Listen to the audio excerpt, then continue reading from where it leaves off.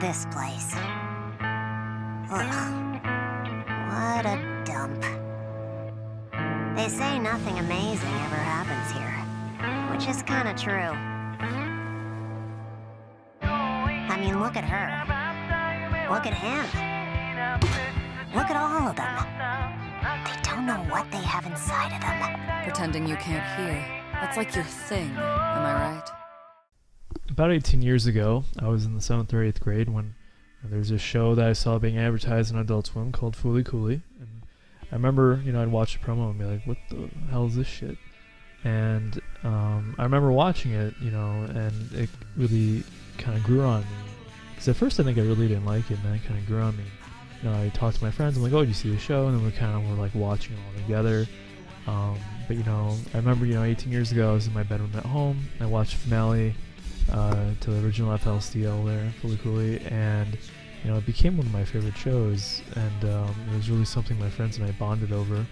And even years later when I watched it and have watched it again, I still kind of get emotional watching it, because it's one of those shows that really sticks with you, and I think it kind of really encapsulates a lot of the things you kind of go through growing up. And I just so happen to also be watching it around kind of like that same time frame as well, growing up, kind of becoming a teenager and everything.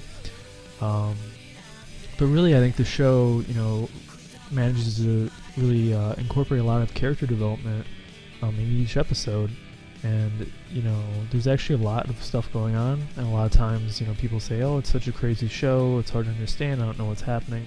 But it's one of those shows that really rewards you for watching it multiple times and trying to understand everything that's going on. And it does make sense eventually, for the most part. And amidst all that chaos and amazing animation and everything is the flawless soundtrack by The Pillows backing everything. And it was just like a really amazing kind of product that they came out with at the time. And really nothing has matched it, in my opinion, like since then. It's really kind of been like catching lightning in a bottle. There's not really been anything out there, in my opinion, that's really been similar enough to that kind of feeling that Fooly Cooly had. So I remember I was really excited when I heard there was going to be a sequel. I was hoping it managed to capture just a little bit of magic of the original. I didn't have insane expectations, I don't think, because I really knew that nothing was going to live up to the classic. And I saw there's a new cast of characters, so I was like, probably just going to be kind of doing their own thing with it. Anyway, fast forward 18 years later, I'm on break from grad school, watching the finale of Fooly Cooly in Progressive now, not in my bedroom exactly, but downstairs in the living room at my old parents' house, so still in the same house 18 years later. Pretty amazing when you think about that. But instead of during this time, instead of feeling sad that it's over, the journey's ended, I felt more just disappointed by it. In a way, it's kind of very ironic that I'm watching the sequel to a show about growing up so many years later, kind of watching the sequel to it now in my old parents' home. So there's some irony in that, I think. But overall, I just kind of feel bummed and depressed about Fooly Cooly Progressive. Nothing about Progressive really connected to me on an emotional level like the original did. And I've seen some people say that, nothing can really compare to the original because it's like you're young and you had an attachment with it. But I don't really agree with that at all, because I think if you watch it today even, it really does stand up on its own merits. And in a way, I actually think it's better on subsequent rewatches, that it gets better each time because you manage to catch something maybe you missed the first time. A lot of the dialogue is kind of nonsensical, but in a way also subtle, where you might miss some of the kind of hidden meaning going on. But there's, some very nice character moments and things like that I still find myself noticing on subsequent rewatches. But, I really I didn't get any of that with Progressive, really. I know it's not just me either, because I've heard a lot of other people kind of talk about how, maybe Progressive seems a little more plot-focused, but in a way, the story just actually is almost more empty. There's not much going on with it. And there's not much symbolism going on either. There's a little bit I could kind of tease out if I had to, but, it's not really like the original, how it kind of managed to capture that. And some people might say it's unfair to compare it to the original, but when you're having a show come out 18 years later and you're billing it as a sequel, you have to compare the two. I mean, you can't not compare them, especially when there's some things that kind of overlap, such as the character of Haruko and Kanti, who shows up for like the last 5 minutes in the finale. He had minor appearances throughout some earlier episodes, but really we never see him do anything. So to me, the worst part about Progressive is, I felt like it was telling me a lot of information. There's a lot of exposition, but none of the information really told me anything that was like interesting or meaningful. And it was strange because the original show, it's like there's so much you can kind of get out of it, and I feel like if I rewatch Progressive, maybe I'll kind of get some things that I didn't notice the first time. But I feel like the writing in Progressive as a whole was very sporadic, inconsistent, and overall just not that great. The original FLCL was written very tightly, actually, if you think about it. They had 6 episodes to kind of tell the story they were trying to tell, and they managed to do that pretty dang well. With Progressive, I feel almost like a lot of the time they're just filling for time. Like, I feel like nothing kind of got... I feel like the first episode is actually one of the better ones in retrospect.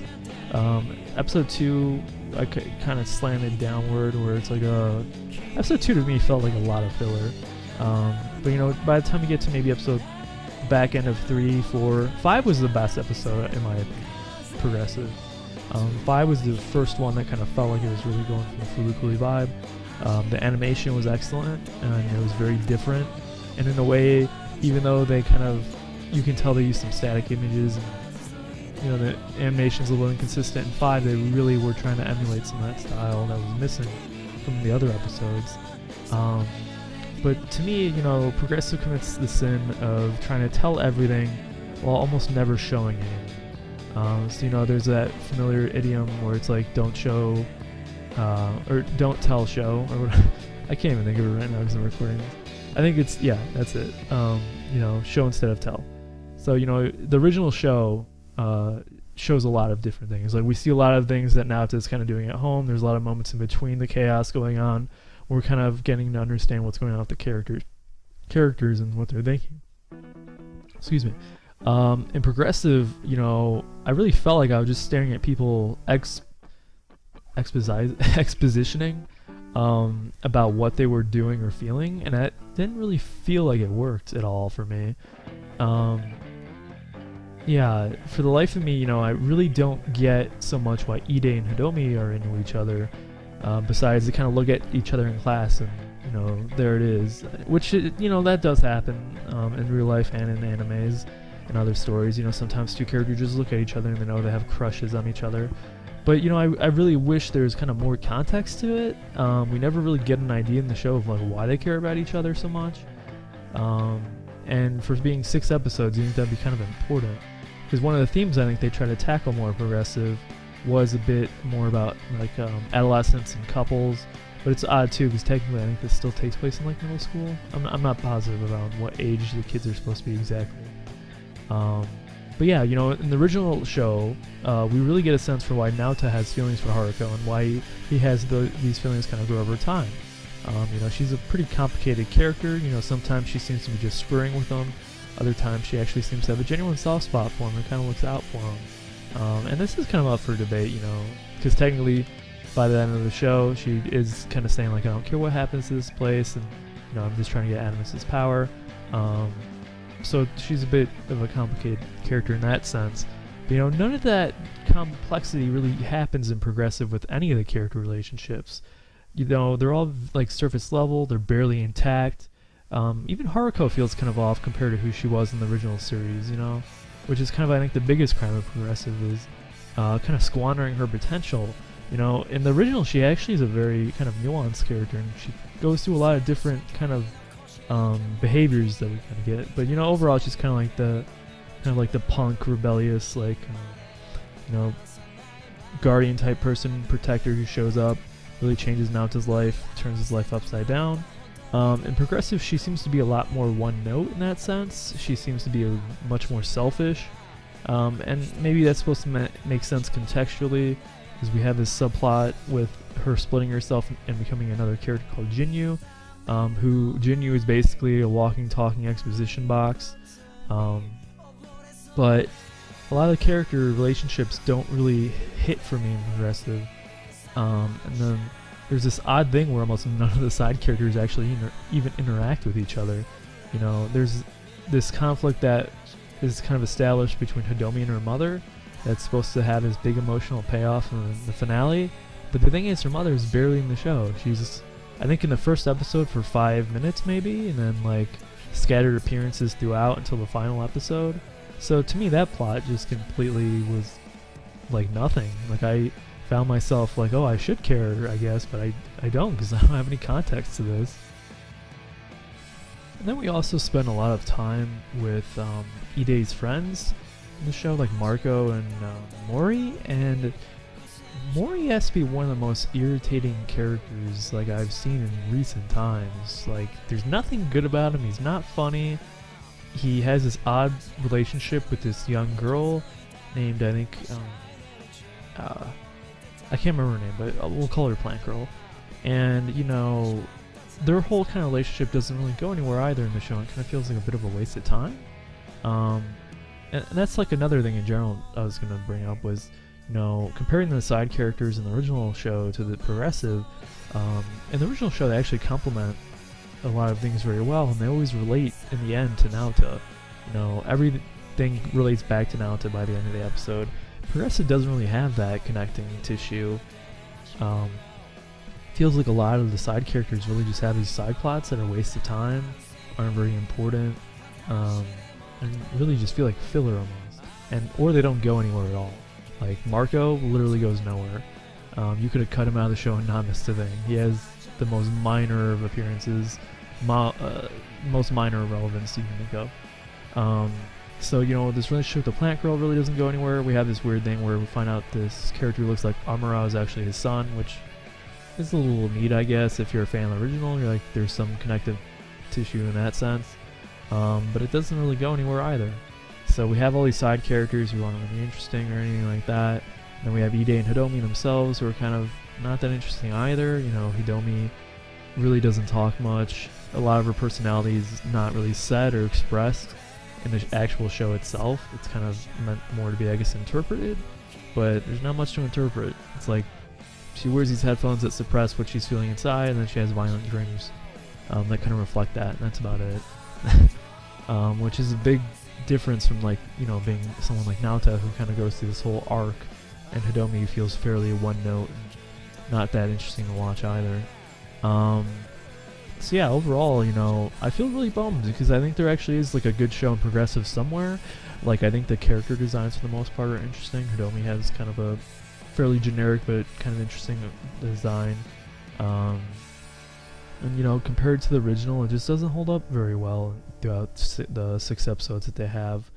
You know, they had 6 episodes and somehow they managed to have poor pacing, uninspired fight scenes, uninteresting characters, some questionable animation.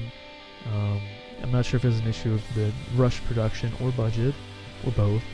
And yeah, there's a line spoken by this crazy old man in the last episode, where it's like, you know, there's no reason to do any of this. And that's how I almost feel about Progressive as a whole. There's really no reason for Progressive to exist.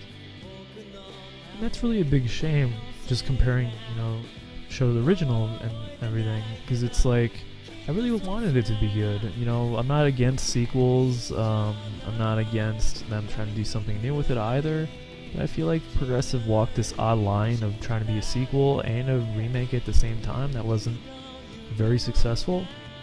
It does that thing where it has references to like the original show, and they kind of come across as being more fan servicey than just meaningful contributions. And it's kind of disappointing because it's, you know, technically supposed to be the successor to the show, and it doesn't really add anything to the original in a way that is meaningful. Like, you know, there's a little bit going on in the finale of Haruko and like Adamisk that is kind of building on some of the themes of the original between those two characters, but it also is in a way just directly kind of paralleling the ending of the original climax, and even the animation angles and stuff, there's been some comparison, are very similar in a way where it's almost like they're just taking those events and just kind of shoving him in here again. So I mean, I don't think Progressive is bad. I just think it's disappointing that they couldn't come up with a better idea or better characters or just a better like storyline in general. I mean, I like to fancy myself as a creative person, and I think that Progressive feels a lot like a rough draft that was not really edited, and it was kind of like what they ran with. It's like this was the first kind of rough draft they came up with the idea, and then they ran with it. No one put in any edits or suggestions to make it better. No one asked like, why is this in here? Why does this contribute to it? Why are these side characters kind of not doing anything? It felt oddly like there wasn't much guidance on the project, or maybe even the bigger culprit was they didn't really know what the vision was. The original had such a strong vision that kind of permeated the whole entire property. You know, all 6 episodes were filled with it. I don't think there's an episode of the original that feels worthless or like you would just delete it.